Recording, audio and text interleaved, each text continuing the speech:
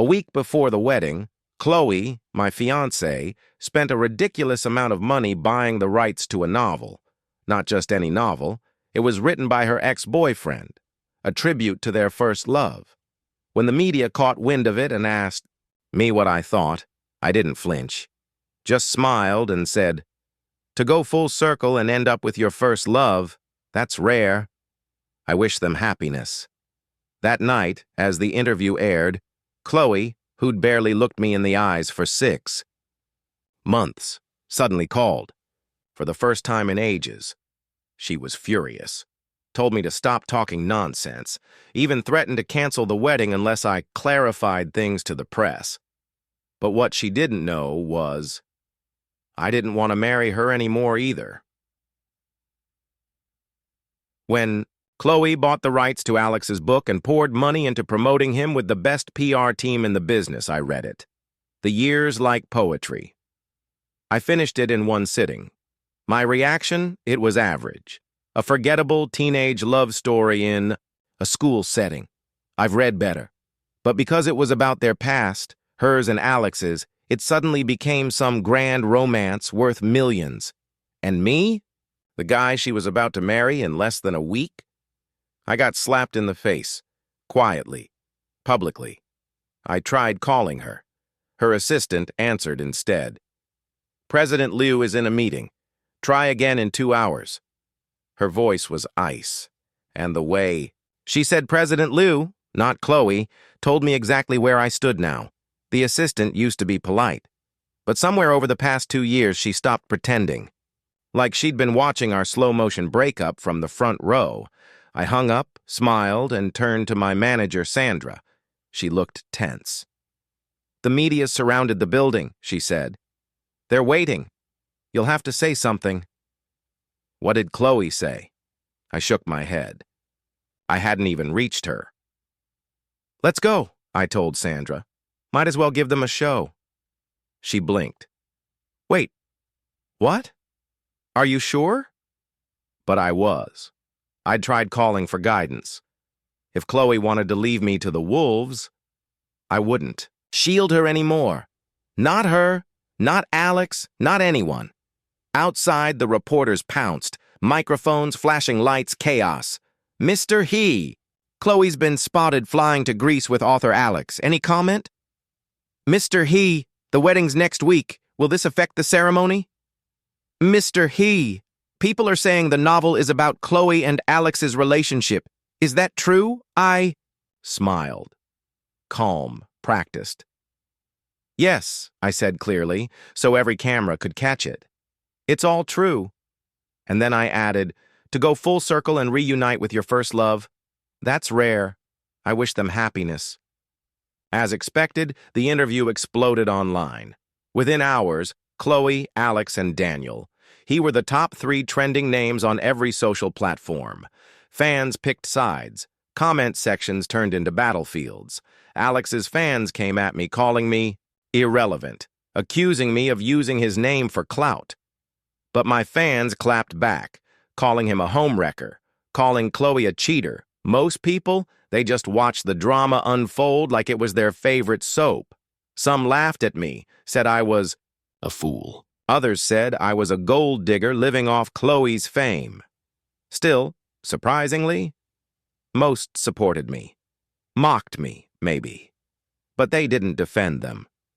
People started digging. Turned out Alex lived right in our neighborhood. That piece of gossip made things worse for them. Memes flooded the internet. They renamed The Girl Next Door to The Lover Next Door. And when I saw that, I almost laughed. It explained a lot. So that's where Chloe went during her late-night walks. While I lay in bed alone, she was walking straight to Alex's door. But even when I pieced it together, I felt nothing. No anger, no heartbreak, just a strange kind of calm. I was over her. Her assistant kept calling me, texting. I didn't answer, just blocked the number. Too late now. That night, even from Greece, Chloe must have seen the mess unraveling back home, and for the first time, I think, she realized she had something to lose. And finally, she called. It was the first time Chloe had reached out in 6 months. Funny how that works. We were less than a week away from our wedding, 10 years together. And the only time she decides to speak to me is when her perfect image starts to crack. Everyone in the industry knew about us. We were the couple, the one people pointed to and said they've lasted. But in the end, she ran off to Santorini with her first love and left me to deal with the wreckage. I picked up the call, half expecting an apology, maybe even a regretful laugh. Instead, she came at me like a storm. "Are you out of your mind? What kind of nonsense were you telling the media? I worked so hard to build up Alex's reputation, and now you've destroyed everything." She didn't ask how I was. She didn't deny anything. She just panicked. "Daniel, you better release a statement. Tell everyone Alex is a close friend and that I took him to Santorini to help plan the wedding." I actually laughed, out loud. "Really?" On the other end, her voice was tight with impatience. "What's real or not doesn't matter. Just say it. Handle the PR." So it wasn't real after all. The whole Alex is helping with the wedding story. Just a cover. Just an excuse. To be with him. "I'm afraid I can't do that," I said. She went quiet, just for a second. Then the anger came pouring out. "What do you mean you can't? You caused this mess. You fix it." And then she said it, the one line I'd been waiting for. "Don't forget where we're having the wedding." I smiled bitterly. "Oh, I haven't forgotten."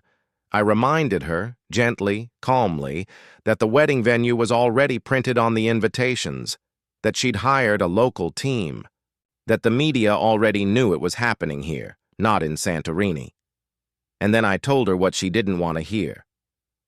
"I remember when you used to say we had to get married in Santorini, that it was your dream to say our vows beside the Aegean. See?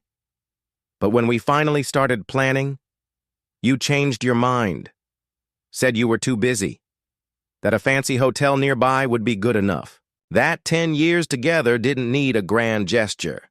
And yet, here she was, with someone else, living our dream." She snapped, furious, embarrassed. "I don't care about any of that. Just clean it up. I don't want any bad press about Alex when we get back. Otherwise..." Her voice dropped into a threat. "There's no need for us to get married." Then she hung up. She really thought threatening to cancel the wedding would scare me into silence. But as I stared at my phone and went back to packing, I felt nothing but clarity. What a shame, Chloe. I didn't want to marry you either. We were together for 10 years, through red carpets, career highs, quiet nights, and broken deadlines. Through all of it, our relationship had always felt stable, at least on the surface. But something changed last year, slowly, quietly. I noticed Chloe, who was always buried in work, suddenly making time to read random online novels. She said she was scouting potential IPs early, trying to buy the rights before anything went viral. It made sense, so I didn't question it. But then one day she dropped millions on a novel barely 300,000 words long. She didn't just buy it, she built an entire PR campaign around it. Book signings, press releases, interviews. The author went from nobody to star overnight. That's when I started to wonder, what was so special about this story? I read it, and honestly, it wasn't anything amazing. A slow, nostalgic love story about first crushes in school. Sweet, sure, but not worth millions. So I had someone look into the author. That's when the truth surfaced. Before I ever confessed, my feelings to Chloe, she had just broken up with her first love. And that first love was Alex.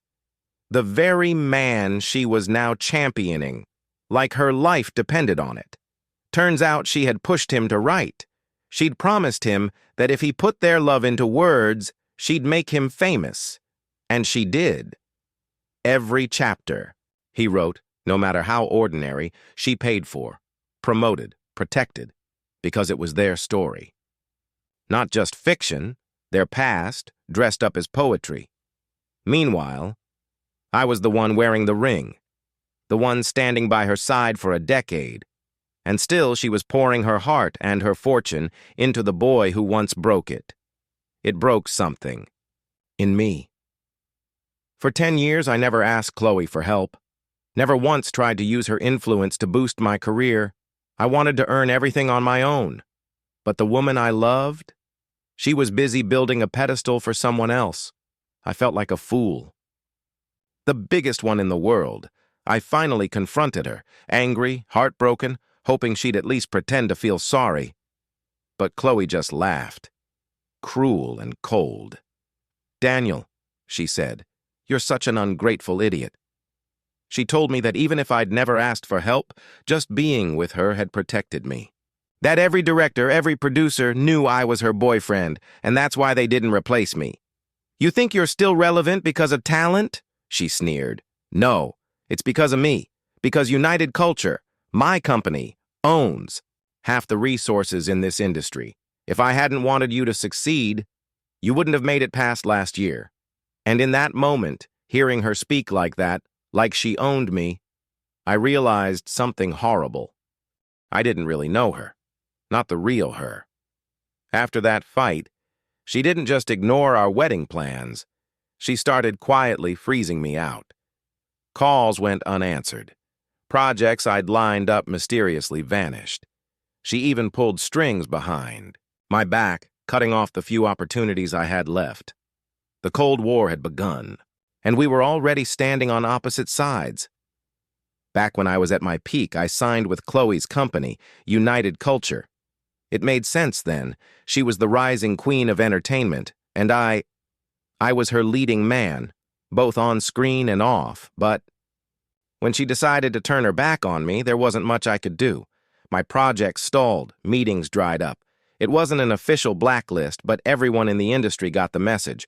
I was no longer protected. And just like that, my career hit pause. But in the middle of that cold, silent war, something changed. My contract expired. Maybe Chloe forgot. Maybe she just didn't care anymore. Either way, no renewal ever came. No last-minute call, no PR spin, just silence. 6 months of second-guessing, of spiraling, of sitting with the truth. Not all relationships are meant to bloom, and not everyone who starts with you stays until the end. The contract ended, and with it, so did whatever was left of me and Chloe. I packed my things, ready to leave the city, the company, and the past behind. And just before I left, Sandra came to say goodbye. She'd been there since the beginning, the one who scouted me, believed in me, fought for me. She could have jumped ship long ago, started her own firm. But out of loyalty to me, she stayed. Even when Chloe divided resources and pushed us both into the shadows, she suffered because of me. And that guilt? It never left my chest. So I wired her everything I had saved. A small fortune, but not enough to repay what she gave up. Sandra just smiled, like she always did when she knew I was being dramatic. "The path I chose, I'll own it," she said. "They offered me 2 renewals. I turned them down." Then, she gave me that look, the one that always came before something big. "Maybe this is the universe testing me," she said. "I've decided. I'm starting my own agency, and the money you just sent me, consider it an investment." She reached out, gripping my shoulder. "When you come back, Daniel, I want you to be the foundation I build my company on." I smiled. For the first time in a long time, it felt real. As I walked toward airport security, Sandra called after me one last time. "Hey, among the things you asked me to handle, there's also your wedding ring." I paused, then shook my head. "Throw it away. It doesn't matter anymore." It never held meaning. Chloe's team picked it, polished, expensive, empty, and just like the relationship it represented, I was done carrying it. Sandra nodded, her voice soft. "Safe travels. I'll be here when you're ready." When the plane touched down hours later, I broke my SIM card in half and tossed it in the trash. Only one number mattered now, Sandra's. Everything else? It was time to let go. I enrolled in a top drama school in the U.S., a clean slate, a second chance. During my 5 years at United Culture, I had gone from red carpets and fan clubs to background noise. Chloe, always chasing expansion, kept bringing in new talent. And me? I became a tool, a familiar face used to launch their careers. She didn't care about the scripts, only the timing. If it could get made and aired quickly, I was shoved into the lead, and the dramas were terrible. Low ratings, forgettable plots. My name started showing up on worst of the year lists. People said I was washed up, that I must have gambling debts to keep accepting such garbage roles. And the worst part? When I did get offered something good, something worth fighting for, Chloe blocked it. She'd say things like, "Dan, come on, you're already famous. This won't do much for you. But if so-and-so gets it, it'll launch their career. You win either way." But that wasn't winning. That was me fading away, bit by bit. By the time the spotlight stopped following me, she acted like it had all been hers to give. She said, "Without me, Daniel, you wouldn't even exist in this industry." And maybe, in some twisted way, she believed that. I watched as gossip sites dragged my name through the mud. The roles got worse. The phone stopped ringing. I couldn't even blame the public. Chloe didn't just stunt my career, she drained my passion. I wasn't an actor anymore, I was a puppet, a product. And somewhere along the way, I forgot why I ever fell in love with the craft. Leaving her meant leaving the past 10 years behind. Everything I built, everything I lost, it was terrifying. But it also meant something else. I could finally start over. At school, I kept my head down, relearned everything, took apart scenes I thought I understood, learned to listen again, and somewhere along the way, I met Jana. She was a junior, an overseas Chinese girl with a sharp tongue and a sharper eye for cinema, and her last name, Jiang. Her father, Sam Jiang, was a legend. His films weren't just award-winning, they were textbooks, masterpieces taught in classes, studied across the world. He'd retired at 45, swapping film sets for photography. But his legacy? Still untouchable. And Jana, his only daughter, walked into campus like a storm. Everyone noticed her. I met her by accident. Or maybe fate. After all, her father's films were required viewing in almost every class. We met over a seat. Literally, I was older than most students. A foreigner, too. So I kept to myself, back row, corner seat, where I could watch without being watched. But, Jana? She liked the same spot. First, she quietly took the seat next to me. Then, when I beat her there again, she started showing up earlier. I noticed, so I started coming even earlier. We never said a word. Not at first. Just this quiet, unspoken war over one damn chair, until one day, she snapped. I walked in and saw her already sitting there, arms crossed, clearly done playing nice.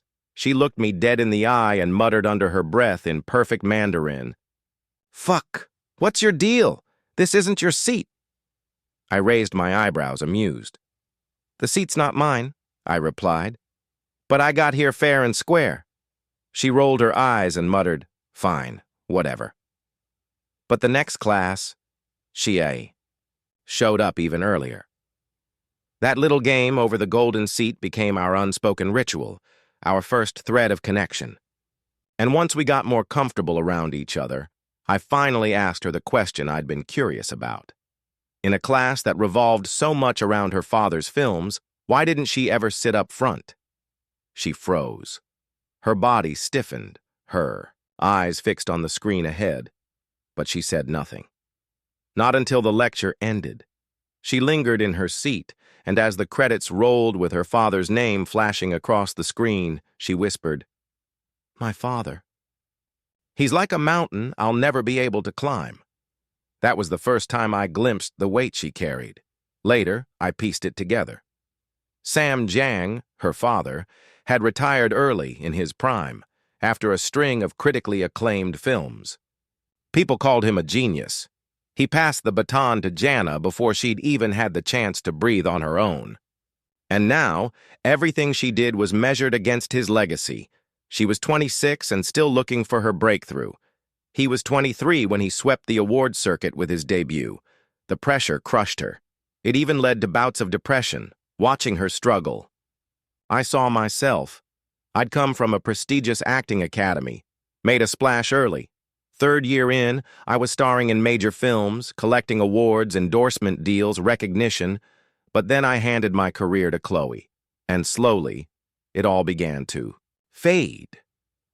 My light didn't burn out all at once. It flickered, diminished, until I could hardly remember why I started acting in the first place, and what Chloe never knew was that I'd been on antidepressants, too. During those silent months when she iced me out, when the rolls stopped, when the phone didn't ring, I hit my lowest point. I self-harmed. I even considered ending it all. But something inside me fought back. I clawed my way out, gave up everything I had, and decided to start again, somewhere no one knew my name. Maybe Jana saw a bit of that fight in me. Maybe it gave her a spark. Because one day, she told me she was taking a year off. Didn't waste that year either. I took odd jobs, cashier, bar staff, dishwasher, even construction. For the first time, I wasn't an actor. I was just a person.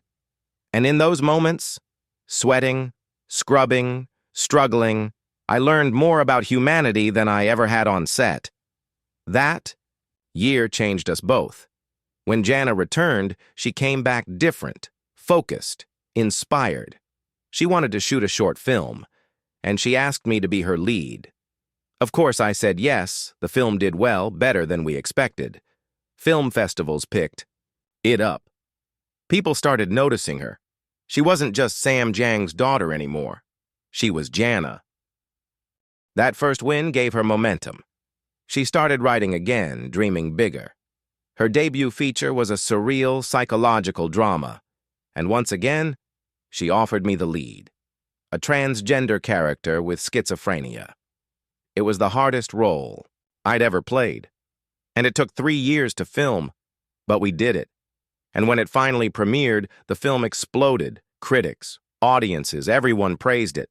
Jana had done it. At 30, she matched her father's legacy, maybe even surpassed it. The media called her a late-blooming genius. And my name? It resurfaced too. After all those years, people remembered me.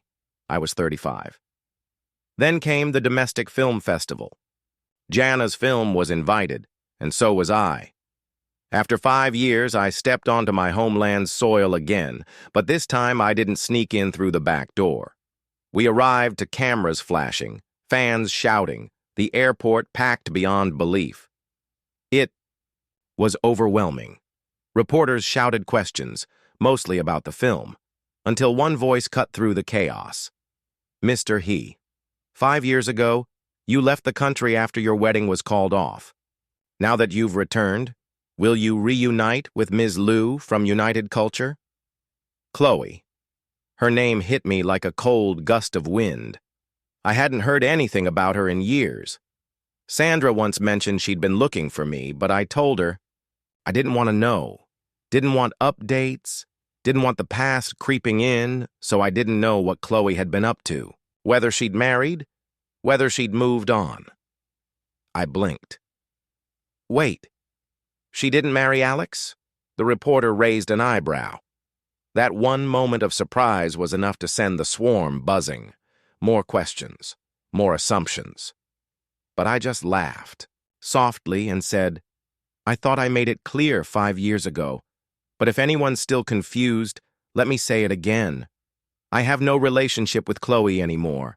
I wish her and her first love all the happiness in the world. And just like that, I closed that chapter. Publicly, finally. Let's focus on the film, I added. That's the real story here. Once we finally slipped away from the press and into the car Sandra had arranged, Jana pulled down her mask, her eyes still sparkling from the chaos we'd just left behind. She turned to me with a grin and said, "You once told me you were famous back home. I didn't believe you then, but I think I might have underestimated you." I let out a dry laugh. It's not exactly the kind of fame I'd brag about. Being remembered for a messy love triangle isn't something I wear like a badge of honor. Truthfully, I'd been worried that all of that baggage, those years of silence, betrayal, the media circus, might ruin the film's release. But Jana, in her usual light-hearted way, shrugged it off. "Come on," she said, half laughing. "A little scandal might even help. It's a niche film anyway. I made it for the awards, sure, but if more people buy tickets because of your drama, I won't complain." Then she leaned in closer, lowered her voice just a bit, and asked, "Can I ask you something? Be honest.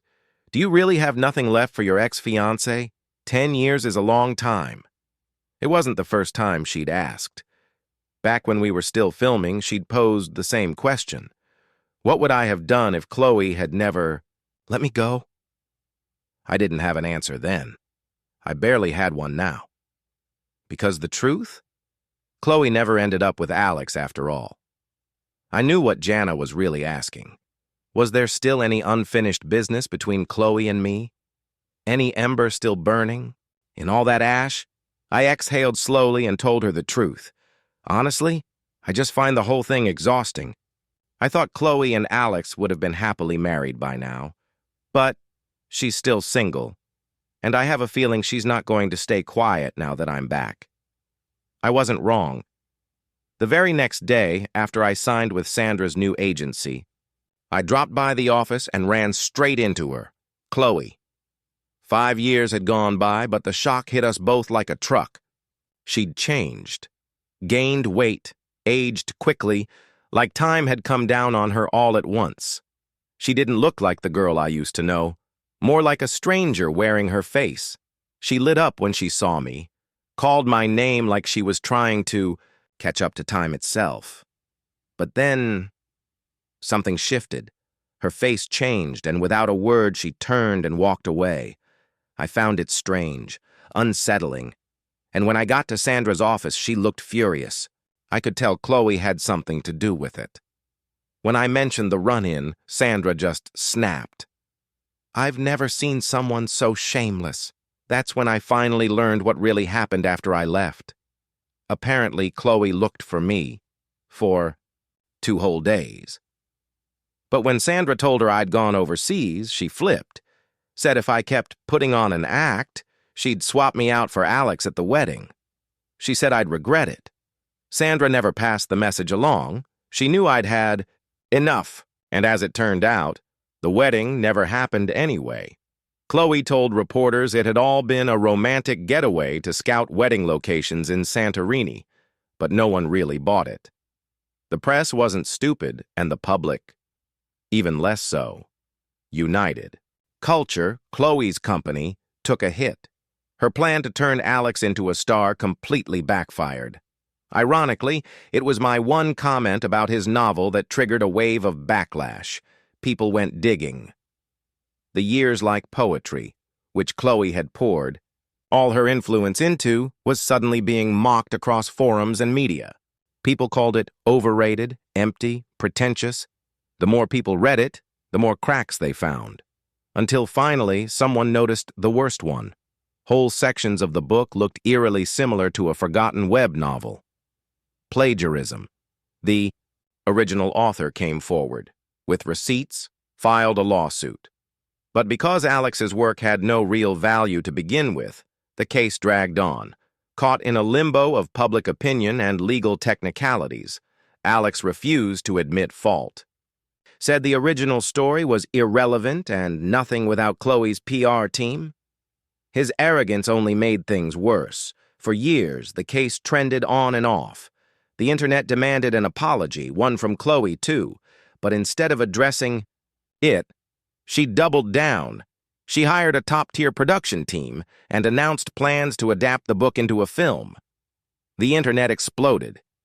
Chloe thought she could ride the wave of infamy, lean into the chaos, spin scandal into success. So she pushed ahead with the film anyway. Critics be damned. 6 months of rushed production later, Poetic Youth hit theaters and flopped. Sure, the cast was pretty, handsome rising stars, fresh-faced actresses, but no amount of beauty could mask the emptiness behind the lens. Audiences weren't buying it. Literally, social media was merciless. Seriously? Nepo babies and recycled trauma? This is garbage. If you pay to watch this plagiarized mess, you're part of the problem. The public dragged her. She'd assumed hate would drive attention, views, debates, ticket sales. But the plan backfired. That 200 million UN budget, it brought in less than 10 million, and this time, the loss did matter. She had signed a performance-based contract, no profit, no mercy.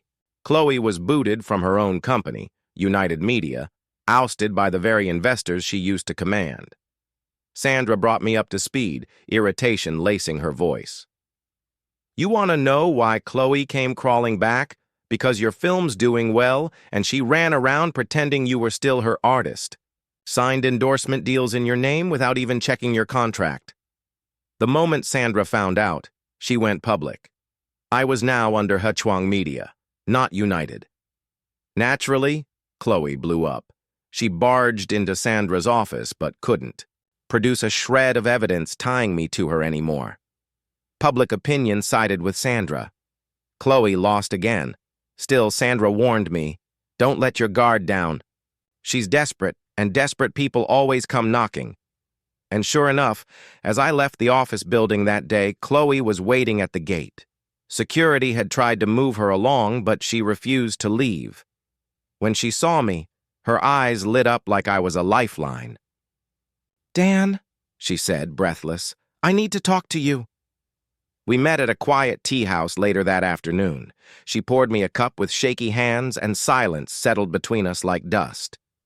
Finally, I spoke. If you've got something to say, just say it. Chloe looked at me, bitter and hesitant. I'm sorry. That was it. That was her grand opening after 5 years.